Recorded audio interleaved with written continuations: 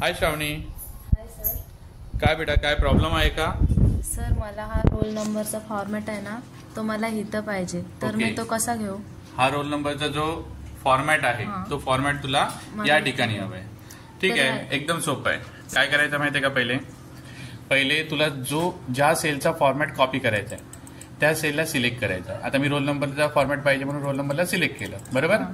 आणि इथे बघ क्लिपबोर्डमध्ये तिथे ऑप्शन आहे फॉर्मॅट पेंटर म्हणून, त्याला सिलेक्ट करायचं. आता तुझ्याकडे एक ब्रश आलाय बघ. ओके, हा ब्रश दिसतोय तुला? हा ब्रश तुला ज्या ठिकाणी तुला तो फॉर्मॅट कॉपी करायचा आहे त्या ठिकाणी जाऊन तू काय करायचं आहे, त्या सेलला सिलेक्ट करायचं.